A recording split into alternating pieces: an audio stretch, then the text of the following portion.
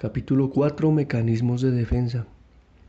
Los mecanismos de defensa en la teoría psicoanalítica, historia del término defensa, su aparición, abandono y sustitución, restricción del significado de regresión al de método particular de defensa, otros modos especiales de defensa, las 10 técnicas defensivas en los trabajos de Freud, la tarea del psicoanalista, comparación de los resultados logrados por diferentes mecanismos en casos individuales, los procesos de defensa, la histeria y la neurosis obsesiva, historia de una enferma, la represión y los otros métodos, la represión como base de la formación de compromiso y de la neurosis, consecuencias de las otras técnicas defensivas, ensayo de una clasificación cronológica, el conocimiento de los motivos que presiden la elección de todo mecanismo, génesis de la proyección, de la introyección, empleo tardío de la represión y de la sublimación,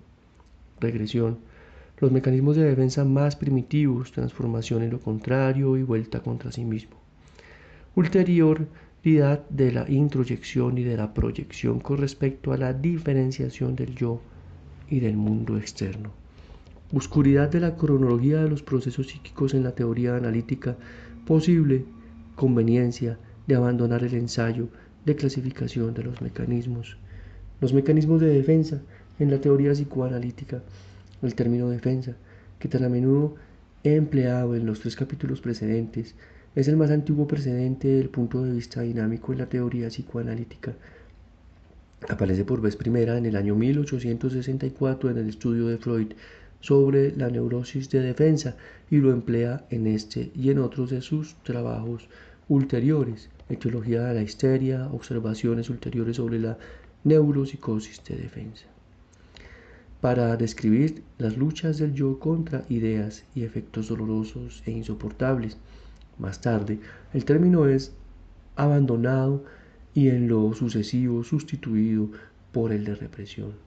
No obstante, la relación entre ambas nociones permanecía indeterminada, solo en un apéndice complementario a Inhibición, síntoma y angustia, 1926, Freud retorna al viejo concepto de defensa y sostiene la indudable ventaja de emplearlo de nuevo como designación general de todas las técnicas de que sirve yo en los conflictos eventualmente susceptibles de conducir la neurosis, reservado el nombre de represión para uno de estos métodos de defensa que la orientación de nuestras investigaciones nos dio primero a conocer. Constituye esta una réplica directa a la idea de que la represión ocupa un sitio exclusivo entre los procesos psíquicos y se hace lugar en la teoría psicoanalítica a otros que sirven a idéntico propósito, es decir, a la protección del yo contra las exigencias instintivas. El significado de la represión queda restringido al de un método particular de defensa. Este nuevo concepto acerca del papel de la represión invita a investigar los otros modos especiales de defensa, comparándolos a medida que fueron descubiertos y descritos en los trabajos analíticos. El mismo apéndice de Inhibición, síntoma y angustia contiene la hipótesis ya citada en el último capítulo, que una profundización de nuestros estudios podría demostrar un íntimo vínculo entre formas especiales de defensa y determinadas enfermedades, como la que verbigracia se observa entre la represión y la histeria.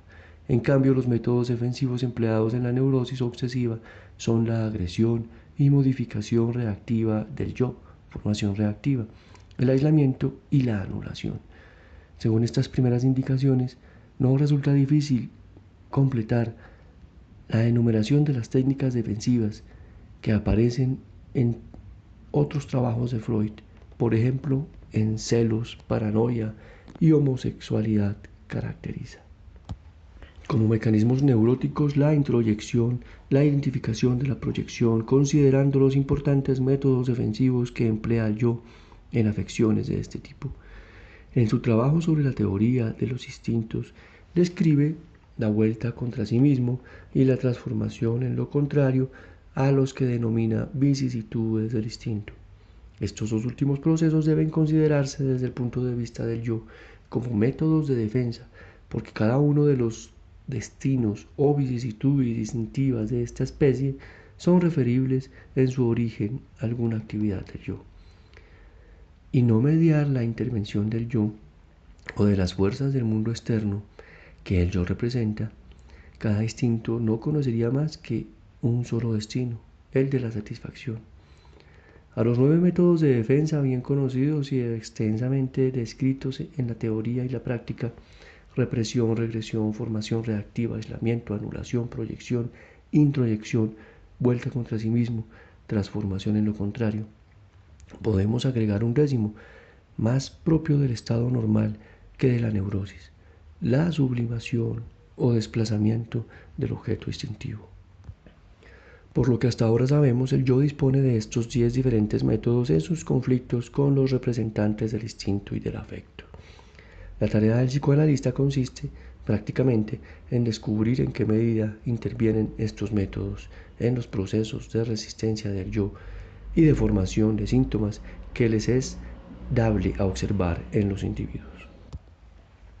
Comparación de los resultados logrados por diferentes mecanismos en casos individuales. Elijo como ejemplo el caso de una mujer joven, educadora en una institución. Es la hija intermedia de una familia compuesta de una serie de hermanos y hermanas. En su infancia padeció una violenta envidia al pene de su hermano mayor y menor, y de celos siempre reavivados a causa de repetidos embarazos de la madre. Finalmente, la envidia y los celos cambiaron en una fuente de hostilidad contra la madre, pero dado que su fijación amorosa a ésta no era menor que el odio que experimentaba contra ella, a un primer periodo de desinhibición, caracterizado por una salvaje indisciplina y rebeldía, siguió un intenso conflicto contra los impulsos negativos. A causa de sus propios sentimientos de odio, temió perder el amor materno del cual no podía prescindir. Sintió angustia ante el castigo y se criticó muy severamente por sus prohibidos deseos de venganza. Al entrar en el periodo de latencia, esta situación de angustia y de conflicto de conciencia se aguzó cada vez más, y su yo trató de dominar los impulsos de varias maneras. A fin de resolver el problema de ambivalencia, desplazó hacia afuera un lado de esta. La madre continuó siendo un objeto amado, pero en adelante en la vida de la niña siempre existiría una segunda persona importante, de sexo femenino, intensamente odiada. Mediante este mecanismo, la situación se alivió. El odio contra el objeto extraño no se acompañaba de un sentimiento de culpa tan intenso como el vivido contra la madre. Sin embargo, este odio desplazado fue causa de numerosos padecimientos. Con el andar del tiempo, este primer desplazamiento resultó insuficiente para dominar la situación. El yo de la niña puso entonces en actividad un segundo mecanismo. Dirigió contra la propia persona el odio hasta ese momento destinado al mundo en torno. Se torturó a sí misma con autoacusaciones y sentimientos de inferioridad, y a través de la infancia y adolescencia hasta la vida adulta hizo cuanto le fue posible a fin de perjudicarse y dañarse, subordinando siempre sus personales exigencias a las de los demás. Desde que empleó este método defensivo, se tornó evidentemente masoquista, pero tampoco esta medida fue bastante eficaz como para dominar la situación de conflicto. La paciente comenzó entonces a proyectar el odio que había sentido contra el objeto femenino, amado, o su instinto se transformó en la convicción de que ella misma era odiada, humillada o perseguida por estos. Su yo experimentó un alivio del sentimiento de culpabilidad. La niña mala, que se autorreprochaba sus malos sentimientos contra las personas de su ambiente, trocóse en una niña martirizada, perjudicada y perseguida. Pero el empleo de este mecanismo dejó en su carácter un permanente rasgo paranoico que le dificultó la vida sobremanera, tanto en su infancia como en la edad adulta. La paciente inició su análisis en plena edad adulta. Aunque el mundo externo no la consideraba enferma, ella padecía agudamente. Pese a todos los esfuerzos defensivos movilizados por su yo, no consiguió dominar de veras la angustia y el sentido de culpa. Cualquier motivo que provocara en ella sentimientos de envidia, celos u odio reactivaba sus mecanismos defensivos. Estos conflictos emocionales jamás llegaban a solución alguna que trajese un relajamiento del yo. Además, el resultado último de la pugna de todos estos conflictos resultaba asaz pobre. Logró mantener la ficción de que ella amaba a su madre, pero se llenaba de odio, y la causa de esta desconfiaba de sí misma y se despreciaba, inclusive al logro conservar el sentimiento de ser amada, pues este sentimiento quedó destruido por el mecanismo de proyección y no consiguió escapar de los castigos cernidos durante la infancia por el mecanismo de vuelta contra sí misma. Ella causábase todo el mal que antes había esperado bajo la forma de castigo materno. Los tres mecanismos movilizados no pudieron impedir que su yo sufriese un permanente estado de intranquilidad, tensión y vigilancia, ni tampoco aliviarlo de la desmedida necesidad de atormentarse a que se sometía. Comparemos estos procesos con su correspondiente relación en una histeria o en una neurosis obsesiva. Admitamos que el problema sea en ambos casos el mismo: dominación del odio a la madre que nace de la envidia del pene. La histeria se resuelve por la represión. El odio contra la madre será borrado de la concepción y se prohibirá enérgicamente la entrada del yo de todos sus posibles derivados.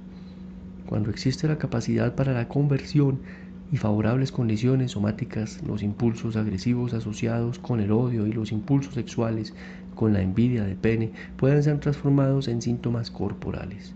En otros casos, el yo se protege contra una reactivación del conflicto primitivo, desarrollando fobias y evitando así ocasiones de trastorno. Limita su actitud, con la cual previene el encuentro con todas aquellas situaciones susceptibles de favorecer el retorno de lo reprimido. También en la neurosis obsesiva del odio a la madre y la envidia al pene sufren desde el principio una represión.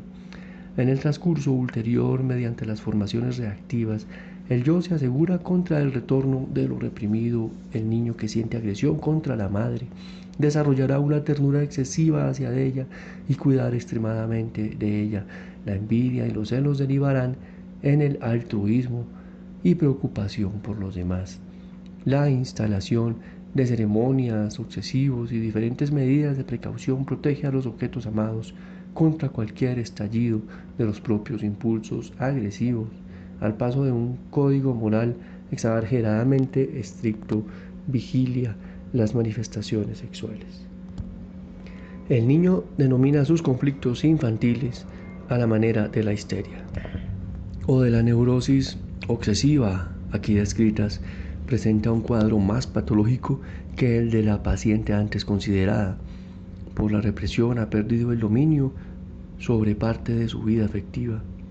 La primitiva relación con la madre y los hermanos y la importante relación con su propia feminidad ha quedado sustraída a la ulterior elaboración consciente, fijándose de una manera obsesiva, irrevocable, a la alteración reactiva del yo. Gran parte de su actividad consúmese en el mantenimiento de las contracargas, contracatexias, destinadas a asegurar la represión durante la vida ulterior. Esta pérdida de energía se hará notar por la inhibición y restricción de otras actividades vitales, pero el yo de este niño que ha resuelto sus conflictos mediante la represión, con todas sus secuelas patológicas, vive en paz. Padece secundariamente los efectos de las neurosis a las que la represión le somete, pero al menos dentro de los límites de la histeria de conversión y de la neurosis obsesiva ha logrado vencer sus angustias, depone sus sentimientos de culpa y satisface sus ideas de castigo. La diferencia consiste en que cuando el yo emplea la represión, la formación de síntomas lo releva de la tarea de dominar el conflicto del paso que con el uso de otras técnicas defensivas.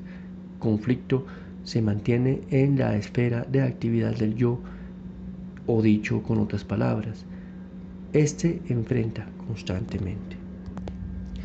En la práctica, el empleo de la regresión como forma aislada de defensa aquí descrita es menos frecuente que su combinación con otros mecanismos defensivos en un solo y mismo caso. Tomo como ejemplo la historia de una enferma que igualmente sufrió en su primera infancia una muy intensa envidia del pene del padre. Las fantasías sexuales de esta fase culminaron con el deseo de morder y arrancar el pene paterno. También en este momento se instaló la defensa del yo. La idea inadmisible quedó reprimida y en su lugar establecióse lo opuesto, un disgusto general contra el morder que pronto desarrolló un trastorno alimentario acompañado de histeria, sensaciones de repugnancia. De esta suerte, parte del proceso de la fantasía oral resultó dominada, pero el contenido agresivo, el deseo de despojar al padre de sus sustitutos permaneció, no obstante, algún tiempo más en la consecuencia, hasta que, desarrollado el superyo, sentido moral del yo lo repudia. Con ayuda de un mecanismo de desplazamiento, el cual me referiré luego con más detalle, el placer de despojar transformarse en una particular forma de frugalidad y modestia. El cuadro resultante de la sucesión de estos dos métodos diferentes de defensa es el de un sustrato de neurosis histérica con una específica modificación del yo superpuesta que en sí mismo no entraña carácter patológico. La impresión que recogemos a través de estos pocos ejemplos confírmase al examinar en detalle y de la misma manera los efectos producidos por los diversos mecanismos en otros casos. En el concepto general de defensa, dentro de la subdivisión teórica puede colocarse la represión junto a los otros casos específicos. No obstante, desde el punto de vista de su eficacia, comparada con otros métodos, conserva una posición exclusiva. Dicho en términos cuantitativos, rinde más que las otras técnicas defensivas, pues es capaz de culminar inclusive fuertes impulsos instintivos frente a los cuales resultan impotentes los métodos restantes, pero constituye una institución permanente que demanda un gasto constante de energía porque, en tanto a los otros mecanismos de movilizárselos en cada nueva arremetida instintiva, este opera ante todo por la contracatexia, que asegura la represión. No solo es el mecanismo de mayor eficiencia, sino también el más peligroso. La disociación del yo producida por la sustracción a la conciencia y porciones totales de la vida afectiva e instintiva es susceptible de destruir en forma definitiva la integridad personal. La represión llega a ser así la base de la formación de compromiso y de la neurosis.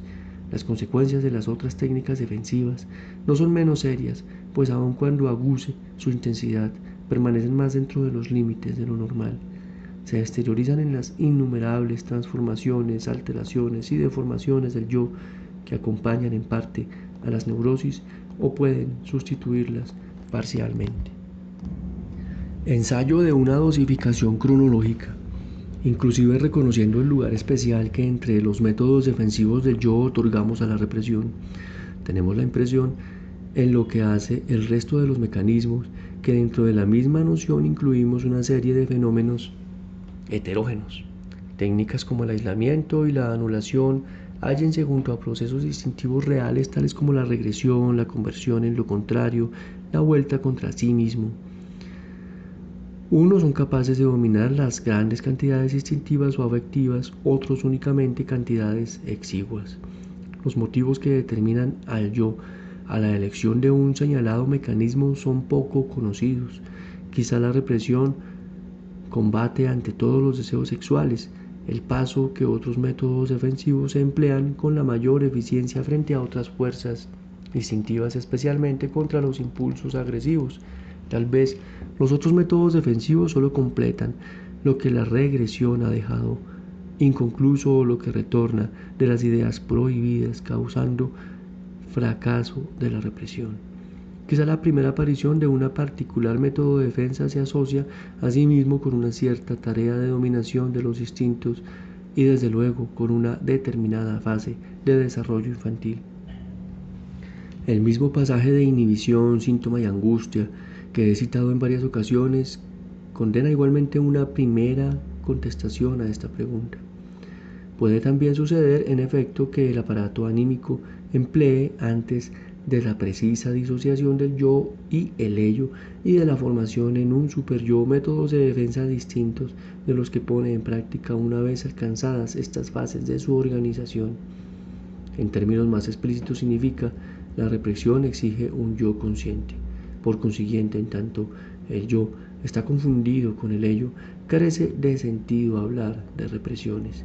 De la misma manera, cabe suponer que los métodos de la retención o expulsión de una idea o de un afecto, fuera de la proyección y de la introyección, dependen de la separación entre el yo y el mundo exterior, la expulsión de ciertos contenidos fuera del yo y su inclusión en el mundo externo únicamente podría reportar alivio una vez que el yo hubiese aprendido a no confundirse más con el mundo externo de otra parte. La introyección desde el mundo externo hacia el yo solo adquirirá el efecto de un enriquecimiento del yo si previamente se ha definido que pertenece al yo y que al mundo externo, pero la situación no es tan simple. La génesis de la proyección y de la introyección es mucho más oscura. La sublimación, es decir, el desplazamiento de la dirección del objeto instintivo hacia un valor asocial más elevado, presupone la aprobación o por lo menos el conocimiento de tales valores.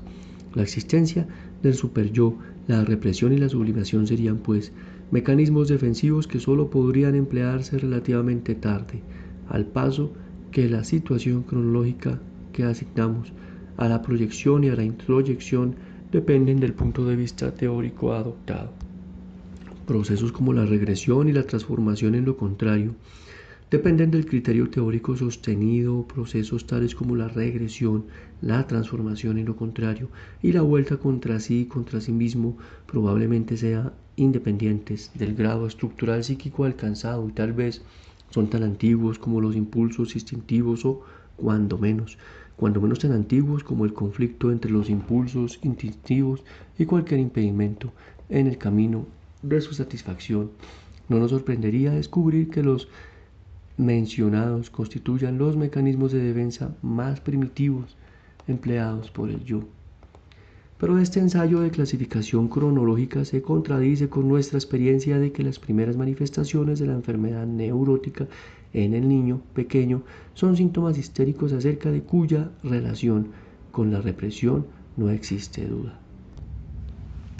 De otra parte, las manifestaciones del masoquismo verdadero, que estriban la aversión del instinto contra la propia persona, raramente hállense en la temprana infancia.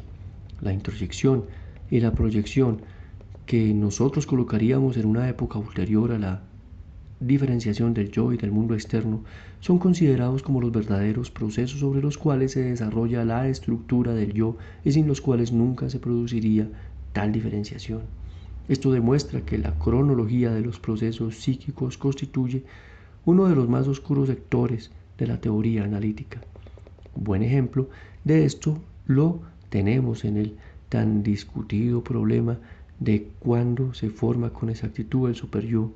Una clasificación cronológica de los mecanismos de defensa compartiría, pues, todas las dudas e incertidumbres que en el análisis aún hoy día acompañan todo intento de precisión cronológica. De ahí que acaso sea preferible abandonar tal ensayo de clasificación de los mecanismos y estudiar mejor las propias particularidades de las situaciones de defensa.